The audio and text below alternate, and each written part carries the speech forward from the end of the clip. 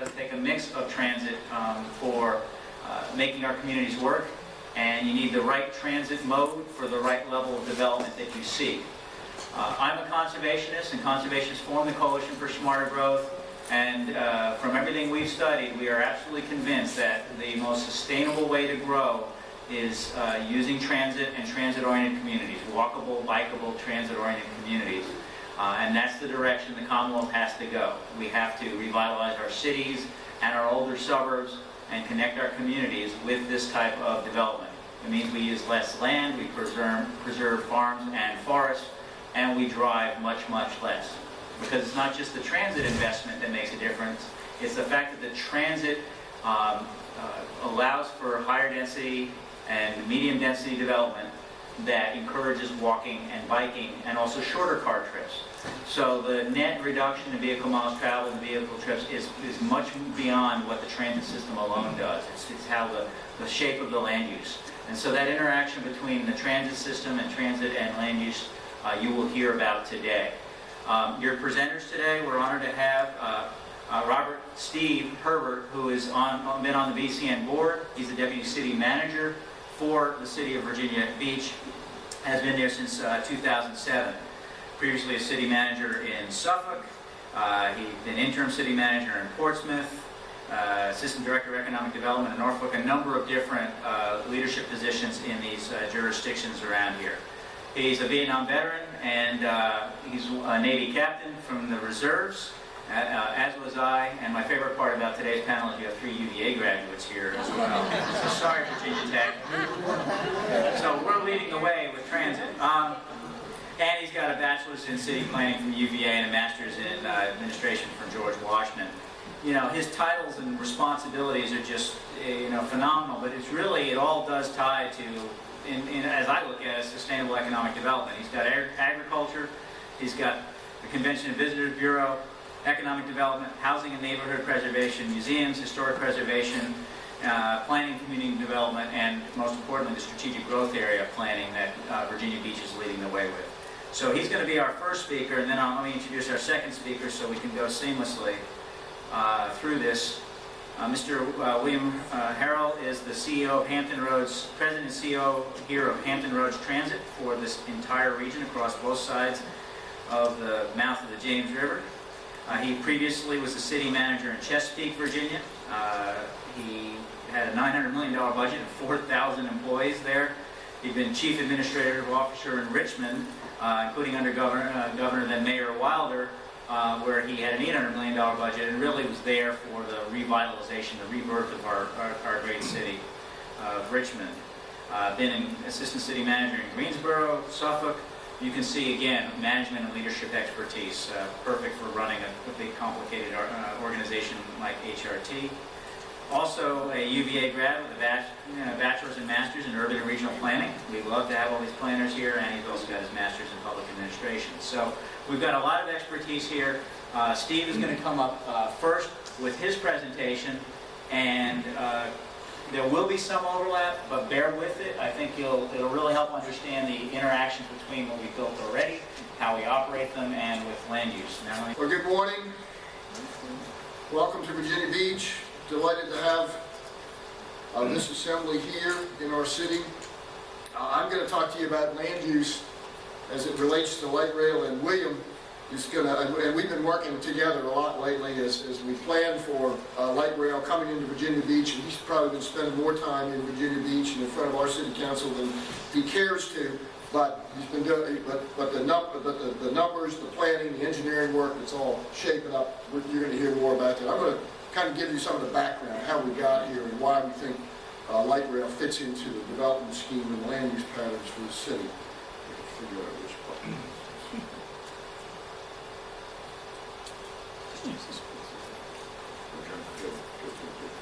Okay.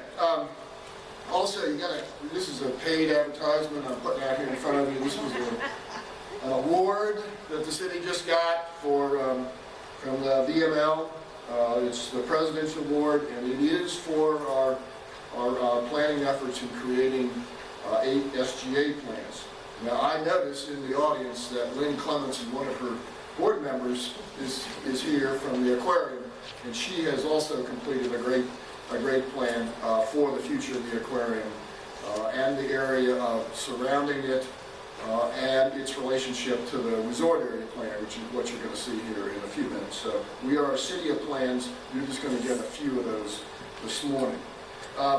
Okay, strategic growth areas and light rail. This map just shows you when we say strategic growth areas, they're the little areas in red. There are 8 of them. They run from the ocean front on the right of your screen to the Norfolk border on the left, and up near the top is the Chesapeake Bay. And the area you're looking at is about half of the city. Again, here is a quick look at the relationship of the plans and this concept of these strategic growth areas, which in another city might be called redevelopment areas, came out of a land use comprehensive plan back in 2009. And this shows you the whole city. You can see the southern half of the city is kind of off limits for development. It is, we're very proud of our Green Line Agriculture Reserve Program with 9,000 acres in it today.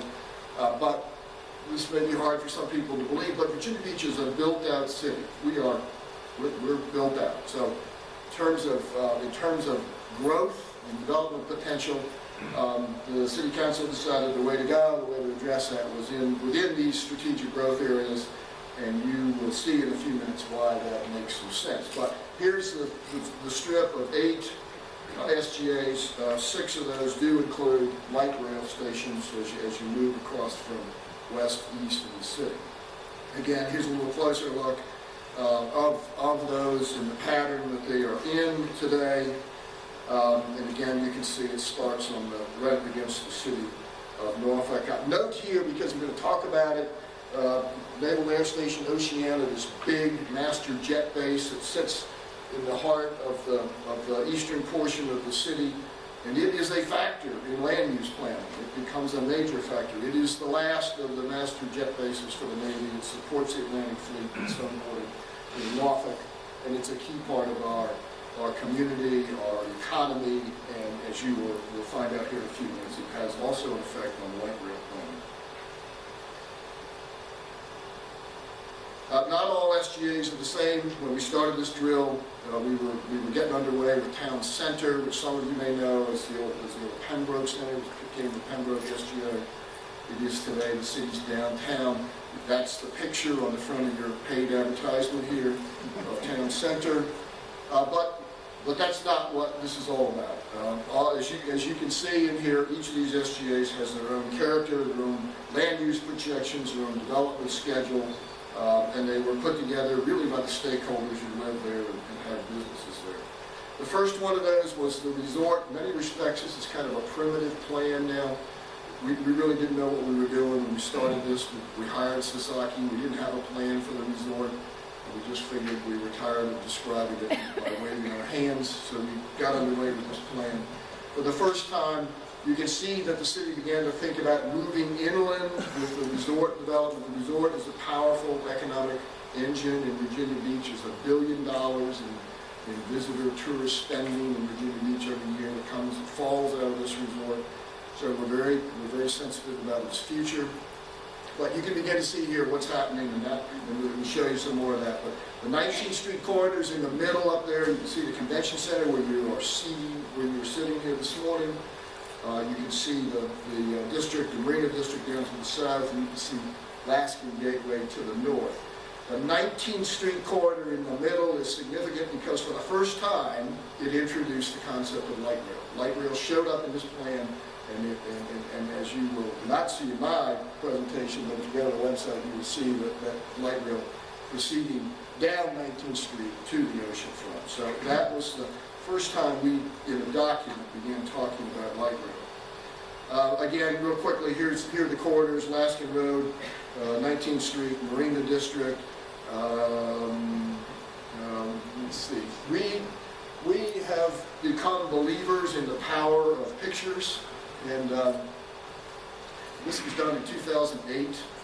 I see Wendy Adams sitting out here. She lives up the street from here. And when we started talking about a roundabout on Laskin Road and changing the street patterns, Laskin Road used to be 5 lanes of traffic and diagonal parking. It was a crazy place, but if you lived here, you loved it, and you were very attached to it. So the notion of changing it to something like this was not easy, and it took a lot of time convincing people. Today, if you drive up there, this is done. The roundabout's in place. People are driving around. Nobody's been killed yet on it. We're putting. It's kind of. If you go up there today, it's kind of shut down because we're putting a large piece of public art right in the center of it. And so on October 12th, when we celebrate the 50-year anniversary, we're going to have a big celebration. The rest is in place. The 30th Street, the 32nd Street connection, and the conversion into a district of the Laskin Gateway. So you can see the power of the plan as we move through it. On the eastern end is an $80 million. This follows the theory: if you invest in public investment, you put $30 million into the streetscape, new stormwater sewers, sanitary sewers, underground utilities, and actually planted some trees. There were no trees on Laskin Road before. The city council invested the money. The first block came along. This is about $80 million worth of investment for the mixed use. It's down there. It's open today and doing quite well. This is the western end. I mentioned the roundabout. This was the plan for it. The new park up against the Lincoln Bay.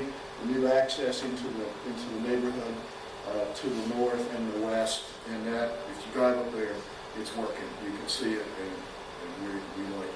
I couldn't resist tossing this in.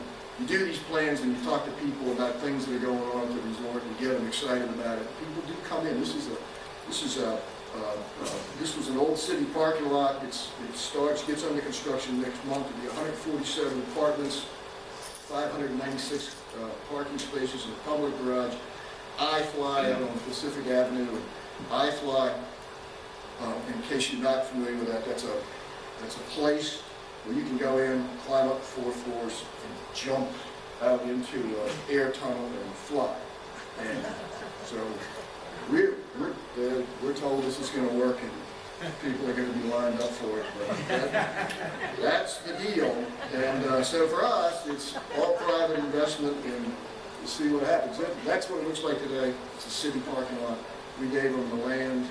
They're going to give us a parking garage, and they're going to give us new apartments and new commercial activities. So in terms of getting people to move down to the oceanfront, invest money, increase the tax base, it's working. Okay, here's what I'm supposed to be talking about today. I'm going to take one of those SGAs and we'll talk about Hilltop, because I think some people here have been here, but it is the plan for why you need light rail if you're going to continue to grow and redevelop what in many cases is an already successful area. And Hilltop is pretty successful today as a commercial center.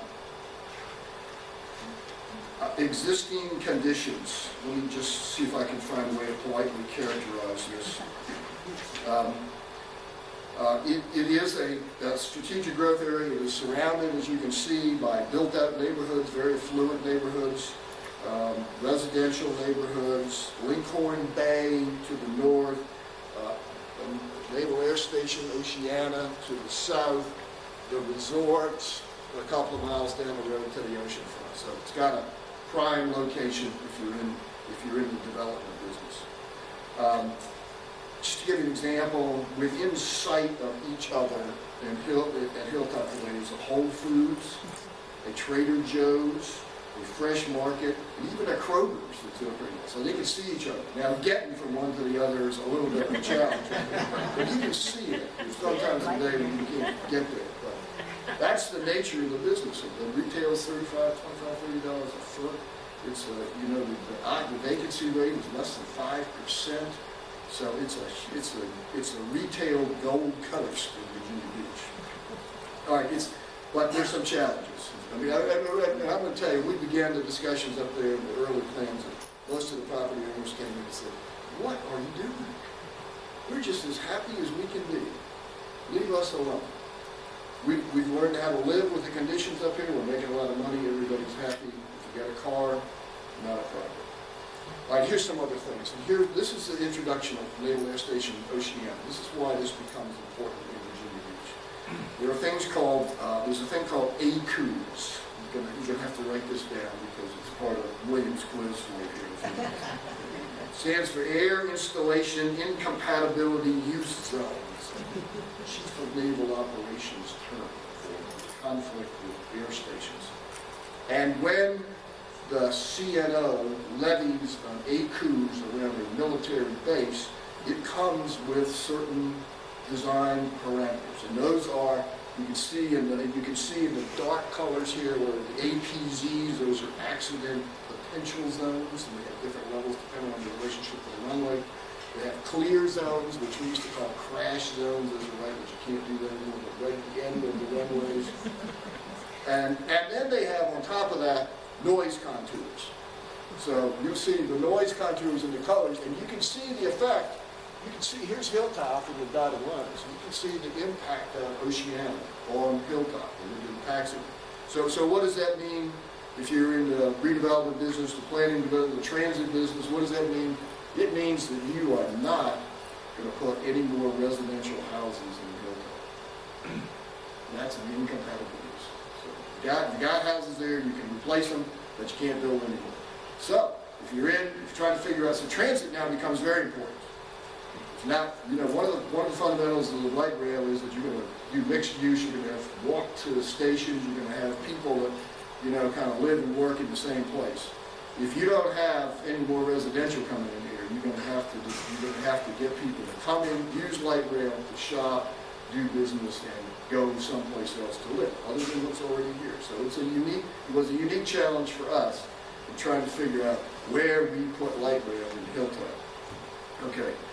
Taking too long here. This just says that we did a market analysis. Part of our work on all these SGAs is to what's going on there, what's the potential.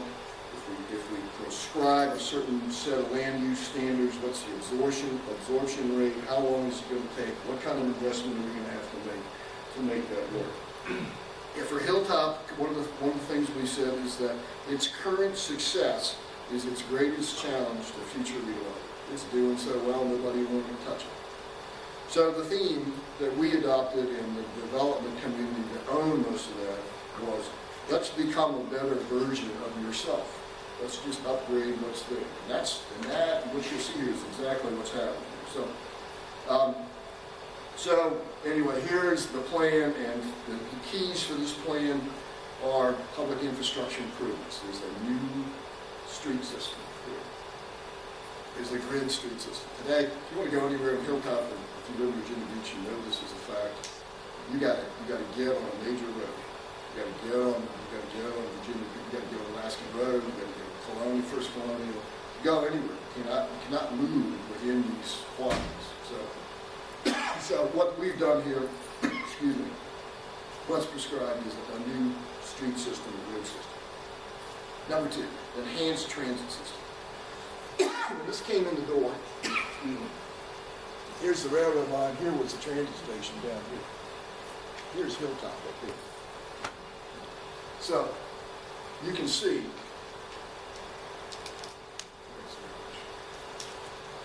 something's out of whack. This worked down here because we owned it. We bought the railroad. City Council bought the railroad right away. I like that. But everybody that got engaged in the planning said, this doesn't help us. To put a station down here, it doesn't help us. It's not close enough. We need to start thinking about it. The Williams guys have been tasked with figuring out how this alignment's going to work coming through here. We took a shot at it. I don't know what we've said is going to work, but we've tried to take a look at it. So that's the plan. The themes in the infrastructure network in here are well-connected, transit-oriented, commercial center. Depends on the location of light rail and the number of stations. How many stations, where they're going to be, if you're going to get a build-out schedule and a density redevelopment ROI on this public investment.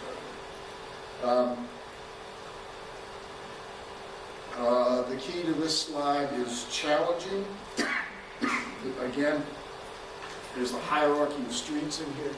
You can see Virginia Beach, you can see Laskin Road, you can see Virginia Beach Boulevard, and you can see 264. All those things add to the success of Hilltop.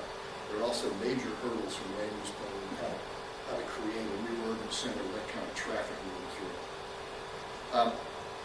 Okay, so So what else do we have to think about when we do transit planning? Strangely enough, we have to think about VDOT. And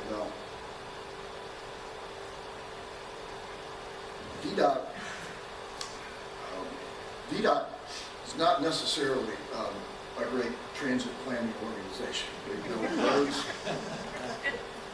and they are good at moving traffic through restricted places. And so if you look, this is what we were confronted with when we started this plan. Here's a 12-year-old VDOT plan for Alaskan Road. This is a plan that's on the books, priced out, right there to go. And you can count them, 8 lanes of moving traffic in our new urban, pedestrian-friendly center. So we had a problem with this. Everybody had a problem. This is not going to work. We will never get this kind of investment with that kind of traffic moving through it. So anyway, we began here. So this is what you got up there today. You got some service roads, and I mean, not that they are a terrifying experiment in highway driving. This is, in case you haven't done this yet, these are two-way traffic. This is one way, and two-way. So you have the opportunity to go against the flow and then cut across it with no signals. So it puts the thrill back in local community. But we are not surprising. We have a number of accidents. So this is what we got. That's before. It's not going to hold up. It needs to change. It's not good. Here's what VDOT plans, and it's absolutely terrible. So that's where we enter with. And now we're going to complicate it with an urban form and light rail. So you get the feel for the drill here that we're going through. All right. So what happens here? We begin to show different configurations, and this is you can see here are two of the. This is the tide coming out. This is the light rail, and what is today is feeder road. And we think 6 lanes, we might be able to get somebody across the road safely. And so that emerged after a lot of work as a preferred alternative, as it went to the city council for final review. But also, on top of this, we started looking at what do we do about light rail? We can't leave it down here. Nobody likes it. The Navy doesn't like it down here. Anybody that's doing business at Hilltop hates it, so we got to move it. So we explored. You can see the different routes, and I think William's going to show you where we are here in a minute, but where HRT is on this. But we're with them. We're ready. We've got a new route. It's route number 4 in our plan, but essentially it's got 2 stations in Hilltop, and it runs down Alaska Road. Not in the service lane, not on the side of the road, but down the middle of the 6 lanes. So you only have to cross 3 lanes to get on a train instead of 6. And then it turns right on Bird Neck Road, comes down 19th Street, turns on 19th Street, and stops right here in front of this building, and then down at the ocean front, on its way to its last stop. And that connects to downtown, the other end of it, which is EVMS for now. So that's it. And again, we spent a lot of time. This was great. This was great work for us as a city, getting ready to work with HRT, because we saved. I think we saved everybody a lot of time. We had answered the land use questions. We had some of the economics involved. We had the business community on board. I'm not saying this is a piece of cake for HRT, but now when they show up in a public hearing, there are a lot of people in the audience who already know what's going on. They've been in these conversations. So yeah, so there's number 4. Okay, so the day that we rolled this plan out, I can still remember the howls from one of the complaints from Public Works was we had too many trees. Yeah, too many trees. You can't see what's going on, and somebody's going to die. So I think we actually took out a couple of trees. But anyway, where we left off and where William's team picks up is we got a redevelopment scheme that moves stores from the old suburban model up to the street front, goes into multi-story. You're going to see some numbers that we're projecting 19 million square feet of mixed residential use in here. And it has a tolerable road system, and it has light rail moving through it. So that's the transit piece that we modeled for Hilltop going into it. Just so you know, that we haven't forgotten this stuff. We do these plans with interdepartmental work, Parks and Rec is in the middle of this, so we got bike trails. Yeah, if you're riding a bike through Hilltop today, you are either crazy or desperate. So anyway, it's working through their design standards. I'm hustling here to get finished. I wanted to show you one other thing here. We had to convince there are three families that control all the prime real estate in Hilltop. They control all the, and when they all came into the first meetings, they were like, we don't want to talk to you, we don't want plans, we're happy with what we got. The next meeting, we made them bring their families back, their children back, and all of a sudden this turned. We showed them pictures of how, so we could take the guy that owns the Kmart, and we could show him, this is what you got today, here's your business, and we know how much money you're making, and we know, and here's what you can do over the next few years, and then here's what you can do if you want to follow our plan, we'll do the streets and we'll do the parking structure. So the guy, every property owner left there with a feel for what they could do. They knew that this was a vision going forward. So there's, if you're shopping today, here's Kmart. This is what this lot looks like today. This is the build out that we shipped to the family and the city council approved as the development plan for it. The next one here, again, this was what most of the families walked away with, is what they wanted to see Hilltop looking like in the future instead of what's up there today. A lot of design standards in here. And that's it. So every one of our SGAs has got light rail in it.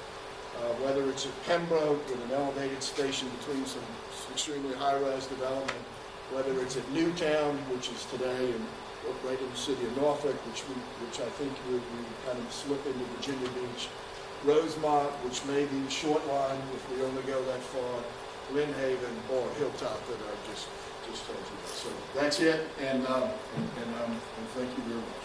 Well, thank you. I think the joy of being at this point is they've covered all the good stuff, so thank you so much. I really appreciate that. And I'm very pleased, and certainly HRT is proud to be part of today's conversation. I appreciate the mission of the Virginia Conservation Network. We recognize as an organization the importance of our commitment to sustainability. I'm proud to say Hampton Roads Transit was one of only 6 transit agencies throughout the nation that was recognized for our new campus in terms of reducing. We got a gold award because we've reduced water consumption, we've increased recycling, so certainly we take our environmental stewardship very seriously. What I'd like to do, I think the groundwork has certainly been made in terms of the value of transit, but I think this conversation is truly about sustainable communities, having walkable, livable, more resilient communities.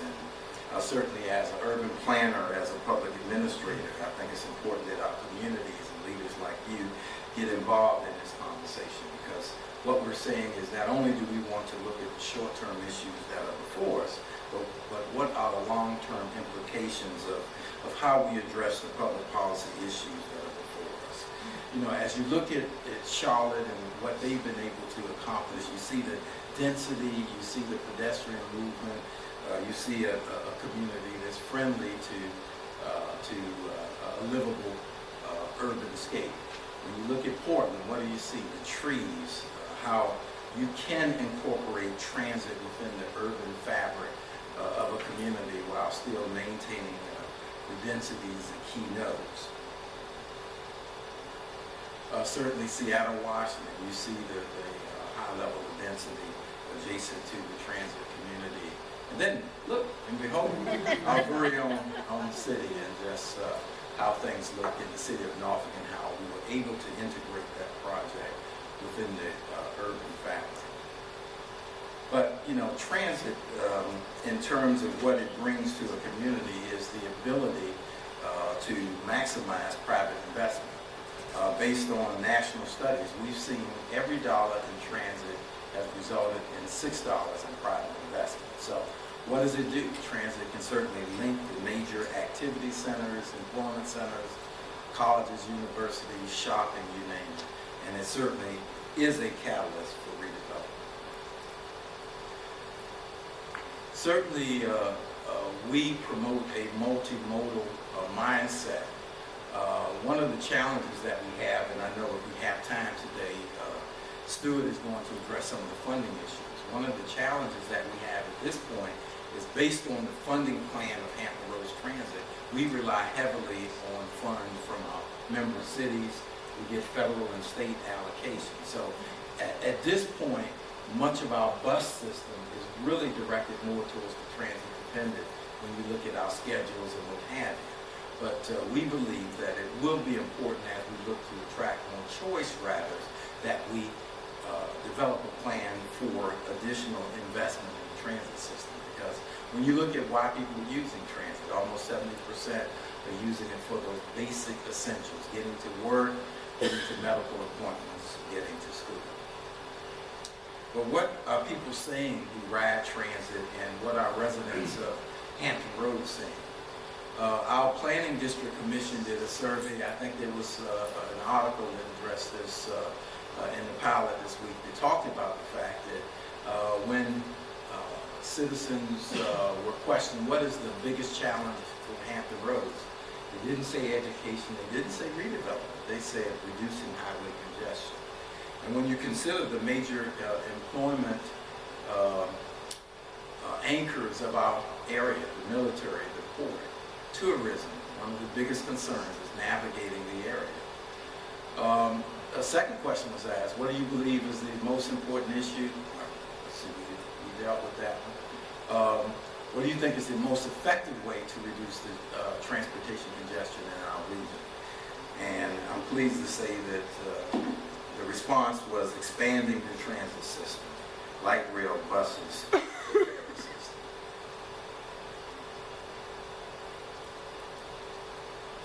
Now, I'm not going to spend a lot of time on this. Certainly there's been a lot of reports regarding the ridership of the tide, but we're very pleased that the federal model that we use in terms of evaluating it clearly indicated about close to 3,000 average riders a day, and we've seen significantly over that with 5,300. And we've had a very robust weekend situation where a lot of people are going into downtown for cultural and fun events. When we surveyed those that ride the tide, what was the biggest issue that they said, the concern they had about the tide? And extending to Virginia Beach, 59% were very concerned about that. And as you can see, extending service to Naval Station Norfolk is another potential generator. We've started a study where we're taking a look at what corridors could you extend the tide to the naval base. And certainly Old Dominion University is extremely interested. In terms of the Virginia Beach study, we are working very hard with the City Council. We gave a major presentation this week that many of you read about, I'm sure. One of the key areas that we don't have the numbers at this point is the Alaska Road Corridor, because of the fact that that is a very recent area that the Virginia Beach City Council requested us to address. But as Steve talked about, as you can see, you have the ability to get out of those APZ zones when you go through that Alaska Road area. So you do have the ability to increase your ridership because of the densities and get out of the sensitive areas that the military is really concerned about along the right of way. Just this week, we're going to have a series of meetings with the public. We have committed to a very robust public involvement process. On Monday, we're going to have meetings right at the west end of the town center. On Wednesday, the 25th, we're going to be at a DoubleTree Hotel right at the Pavilion, and certainly Thursday, the 26th, we're going to have a series of meetings as well. The bottom line is we certainly want the public to be able to weigh in on this extremely important public policy decision before us. As you know, Virginia Beach has also received a public-private proposal from the former CEO and Skanska, who put together a proposal for extending light rail with a pretty quick schedule, interestingly enough. One of the things we've done as an agency is we've embraced that as well. Our feeling is, you know, Virginia Beach needs all of the options before it so that they can really address this issue, which is absolutely critical. We think that the timeline that we're currently on is going to sync up very well in terms of us having enough information to make a recommendation to the City Council for a locally preferred alternative in early 2014. And by that time, I think there will be the opportunity for Virginia Beach to evaluate the private proposals as well. In terms of the extension to Naval Station Norfolk, this is a pre-NEPA analysis. I'm not going to spend a lot of time on this, but I just want to talk about the importance of making sure that the tide, which is the startup line, the 7.4-mile line, really needs to extend to other critical areas. And I can tell you there's been a great deal of excitement when you consider the fact that you have 76,000 workers that go to Naval Station Norfolk every day. And when you look at the fact that 23% of those live in Virginia Beach right now, Norfolk about 19%, and we have, because of the importance of that area, 26% that live outside of the immediate Hampton Roads area. Whether they're coming from Williamsburg, North Carolina, people are coming from all over to Naval Station. The bottom line is we recognize that with a series of parking rides, we have the ability to extend perhaps the tide to Naval Station Norfolk and be able to pull from many different areas. In addition, the congestion continues to be a challenge throughout Norfolk. There's also a number, over 11% of Norfolk residents that don't have cars. So we really believe that there's an opportunity to expand transit ridership in the city of Norfolk and being able to also connect to Virginia Beach. One of the things that the community has said to us as I go to wrap up here is that we're looking at purpose and need. And there's a lot of interest and points of interest within the city of Norfolk. So there are some that want to get to the base quickly. There's others that want to be able to enjoy the amenities throughout the city. So that will be an issue that we will resolve throughout this process. And perhaps there may be some combination of transit lines, or a quick line to get you there, as well as perhaps a more scenic opportunity. So I'd like to conclude by saying planning for the future is absolutely critical. Congestion mitigation is something that's important. Building additional road lanes alone will not do it. We have to plan for transit. And with this region, only 2% of Hampton Roads residents right now utilize transit. So there's significant room for growth. We know that it's important in terms of the future generation, millennials, are very, very interested in transit, and they want to be in hip areas, and they want to be able to get to areas where there's a lot going on. And certainly, transit has the ability to allow that. We certainly know that the benefits of transit on the environment. That's certainly something we take very seriously. In addition to the various modes that we provide, we also encourage people to carpool. And we, as part of the array of services that we provide, link people up and encourage that. And certainly, going to our website, we have the ability to connect you with people that work closely to where you do as well. So I appreciate the opportunity to be before you and look forward to addressing your questions. Thank you. All right, folks, time for questions, but before we start on that, I do want to make sort of an advertisement for the Virginia Conservation Network. And before you know it, the General Assembly will be back in session, and we've got some work to do ahead of us. Many of you may know from the alerts last session that the new HB 2313 transportation funding for the regional funding for Hampton roads. At the last minute, a provision was written in essentially forbidding the regional money for being used for transit. So my question would be, are you getting any support from local legislators in terms of trying to change that law and allow the regional dollars to go to your transit system? Yeah, that's a great question. We were very concerned about that because the regional... Come up here for yourself.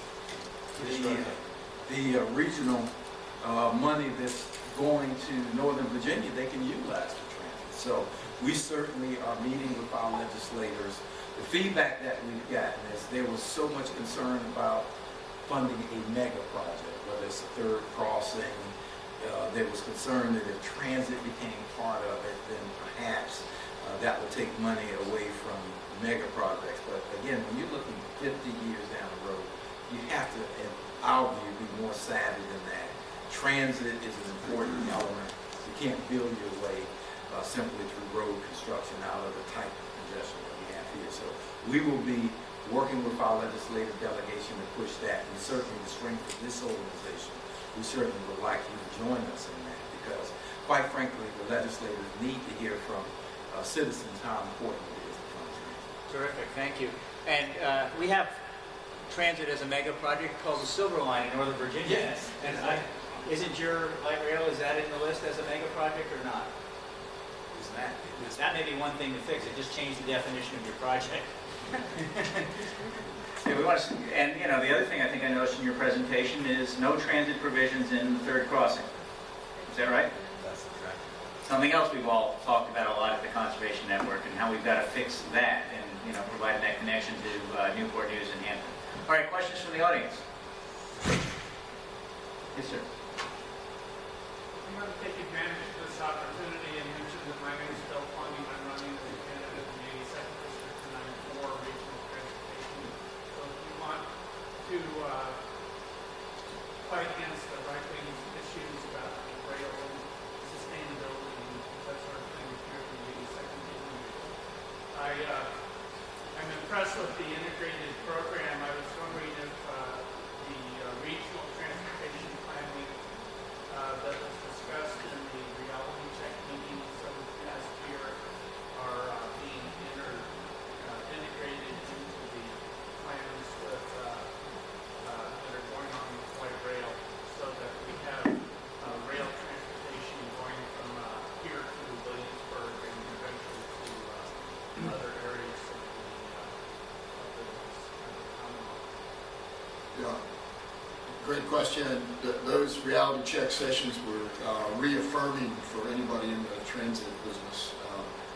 But as Stuart has just pointed out to you, one of the key links to the transit crossing and the third crossing has been cut out of the project. So hope you get elected. Yes, ma'am.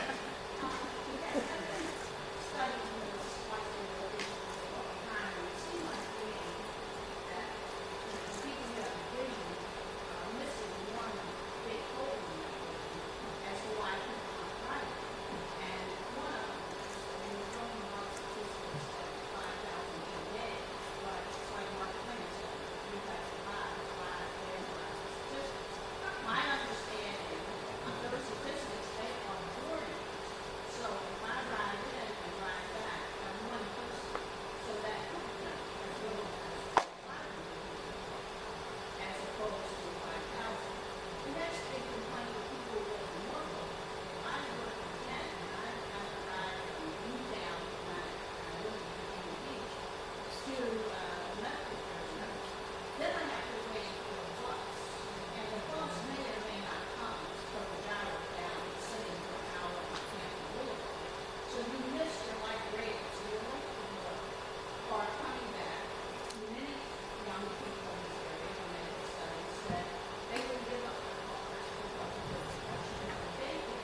So if you have daycare, and you've got to get somewhere and pick up the child, it may cost you to go there. Let me finish now. What you don't realize is most people aren't going to go up and shut from Trader Joe's, Fresh Market, to whatever the is, all to try not to be killed by pedestrians to get to where you have the unit of where my pickup is. Like Ingleside, for instance, is a total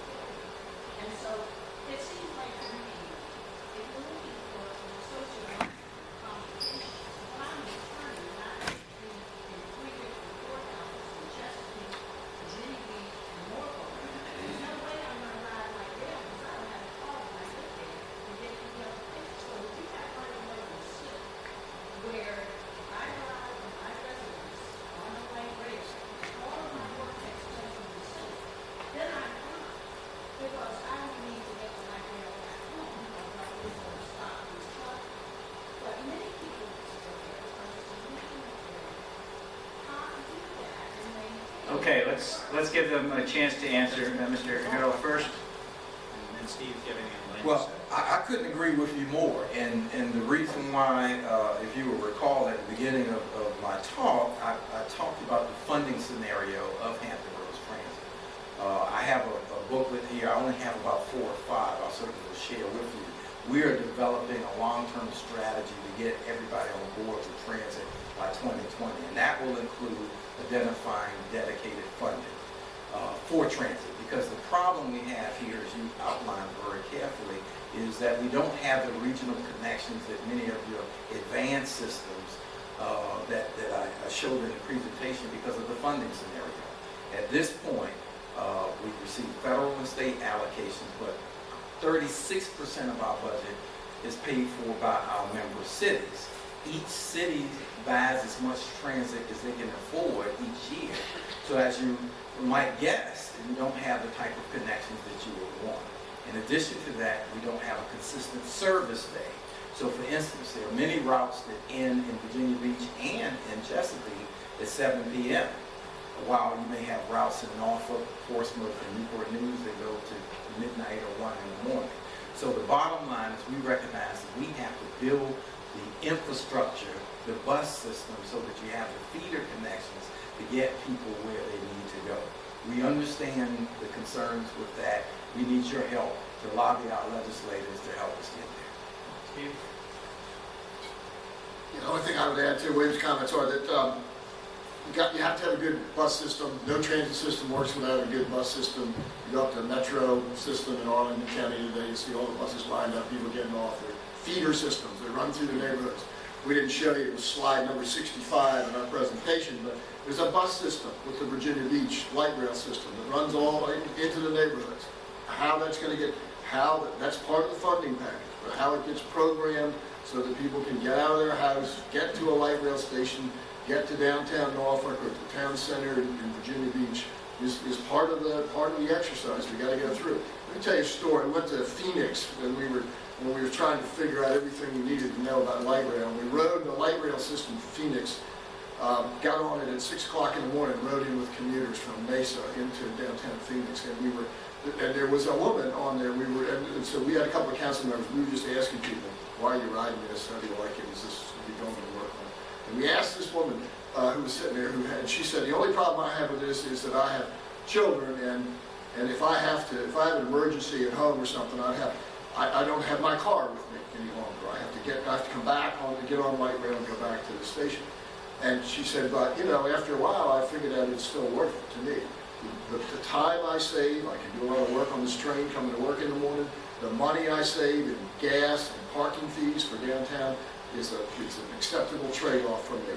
And I know that if I have to get out to a daycare center, I can get back on this train, get to that remote satellite parking, get in my car, and do what I need to do." So there will always be those kind of trade-offs. People make decisions based on their particular situation and the routine. What light rail does and what transit really does is just give you another option for how you can move through, how you can transit through a region or through a city. Up in Northern Virginia, D.C. area, they've got a guaranteed ride home program too for all the transit riders since we have such heavy transit use. So you can join up with that program and you can have your taxi fare covered if you do have a family emergency and you have to get back.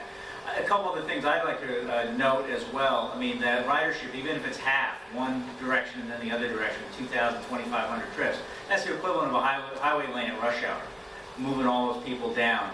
And the highway lanes in Northern Virginia, I don't know what the price is down here, but they're $50 million a mile in some of them in Northern Virginia now. So you're getting to be very competitive with highway when you provide this other option. Lastly, you're in a transition. It's a more suburban area right now. It is going to transition.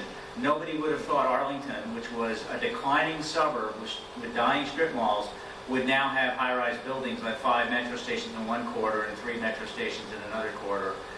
And what's happened in the process of getting all the pieces right and then being matched by young people coming back to these places and downsizing baby boomers is that their ridership, I mean their transit usage is their non-auto commute usage is like 50-60% are on other modes in those corridors. Traffic has been flat or actually declined in these corridors even as they've added tens of millions of square feet of development. So it's not necessarily about current residents, but it's about future residents and where we're going to live. And it's not about everybody, because some people may have to go to 3 courthouses one day, and that's not going to work. But other people who have the same 9-to-5 job in the same location every day, it's going to work great. So, it's again about choices, about options, and about the form of land use we do. There was a question over here before. Yes, ma'am. Are you planning on any of like the Zipcar or Smart Car stations at any of them? Good question. Another good fit. Yeah, absolutely. Certainly, we're investigating the bike share program for Hampton Roads as well as Zipcar, because right now you don't have those connections, so that would be important, I think, helping people get to where they need to go. By the way, in Washington, D.C. now, with all of its rebirth that's going on, it's added, tens of thousands of residents and had basically car ownership be flat. And apparently 80% of households in D.C. either have no car or just one car. And I think 38% have no car. And that's both people who can't afford a car and people who just don't want one, the headache anymore. So bike sharing, car sharing, metro, bus, all of these things have become options. Right behind you. The problem that we face in funding is exacerbated by the time it takes to get there, and the price just goes up and up and up.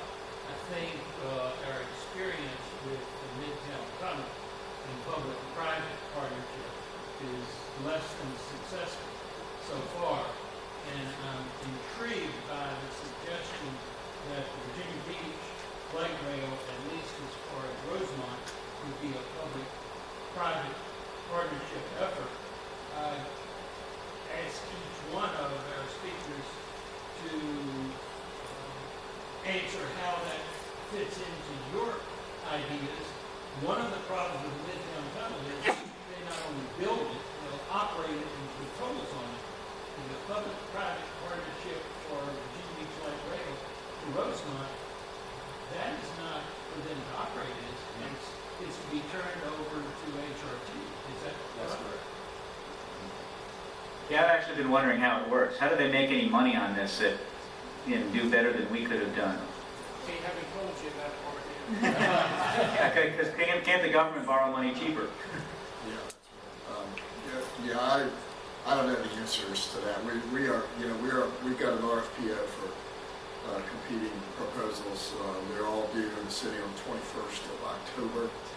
So we're ramping up to get ready to go through that analysis. But as you point out, somebody's going to pay for that. It's not the fare box. I think the fare box is running about 23%, something like that, of the costs on it today. So you have to establish some of the value for the expense, and the value to us is in this redevelopment potential and the new jobs and new investment. I was talking to Stuart before. I think Arlington County right now is picking up 50% of its real estate tax base comes from 11% of its land. So we're talking basically 7 Metro rail stations generate 50% of their tax base. And they spend it throughout the community.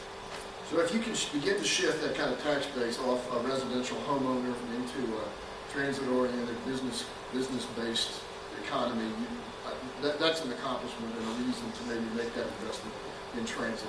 And for all the other reasons for us in terms of what it does for the city. But in that proposal that's on the table, that proposal does offer to finance it, to build it, and to operate it, I believe. To maintain certain light rail vehicles, which we have some concerns about, because I think there could be a situation of finger pointing there. But certainly, as it gets developed, I think we will be getting into those details more. Okay, well, there are 2 more questions, and I'm going to work forward here. We got to wrap up. Very quick question, very quick answer. Behind you, Ellis. We're going to work forward. You're the last. You get the last word. Yes. Light rails, it only starts at $40 million a mile. Even Norfolk was built for $43 million a mile. On the other hand, personal rapid transit starts at $10 million a mile, $10 to $30 million unless you do something elaborate. It offers by far more advantages than light rail. Why do you think HRT and the city of Virginia Beach would not consider personal rapid transit? Well, a great question.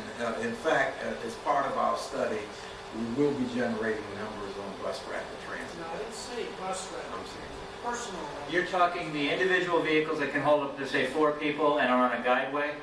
Generally has similarities to a monorail, but a much smaller vehicle than a monorail. It doesn't have to be elevated. You know, most transportation professionals I've talked to have, when they analyze that, they find that it doesn't fit. Either you've got the high carrying capacity of a transit vehicle and a transit system on one hand, especially dedicated line transit on the one hand. On the other hand, you have personal cars, taxis, car sharing, etc., that are filling those needs. Now, what is making, you know, I always thought, I was skeptical of personal rapid transit, but what's becoming personal rapid transit is likely to be the Google connected cars. You're right. That's much more likely to be not on a guideway, it'll be on your existing roadways with technology doing it. That's a technology we're all going to have to think about, what does that mean? Now, it can mean that you don't have to widen roads anymore because you're using the road space more efficiently, and you have fewer accidents because the systems, assuming our computers are perfect, work. On the other hand, how affordable will it be for people? How much infrastructure cost are you talking? And then what's the trade-off? Does it become an excuse to give up on transit, but then leave everybody else by the side of the road who can't afford a fully, computerized fighter jet connected vehicle? I don't know. You can also elevate the Google car and call it personal rapid transit. Right. All right. Last word, last question, then we have to go for lunch. One of my concerns is that there's a tendency on the part of most of the public surrounding light rail planning is everybody wants to go to the airport, wants to go to the ocean front, and so on. The great risk that we run in this region, I believe, is the fact that if we overreach and do too much in our planning without the reliable funding, that at the federal level and the state level, we're going to get thrown out the door, our projects are going to be turned down, and then we're going to be in a world of hurt. Okay. And so the basic question is, we've got to be patient and ask our planners to please realistically plan for a core system that will bend the ridership as shown clearly in Norfolk, that it will build, success builds the future, and we have that opportunity. William, I'll ask you to respond to that, and I'll just repeat, basically, if I can summarize, it's about not overreaching and planning too much, and actually doing the core system really well first, with hopefully the realistic funding we're going to have. great point. Certainly from our perspective, and we intend to make a technical recommendation to the city of Virginia Beach. When you look at, national standards, and when we finally, if we go the traditional route and have to be weighed against other projects and go through the ranking process, a phased approach may make the most sense. We may come forward and recommend pursue the Rosemont issue first, and then perhaps getting further in the second or third phase. But the final decision will be that of the Virginia Beach City Council. But we certainly, from a technical standpoint, intend to make a recommendation in 2014, and it may be a phased approach for that very reason. Okay, folks, your number one mission coming out of here after lunch is to push your elected officials for funding for transit at Hampton Roads, not to mention around the state. Let's hear for our speakers.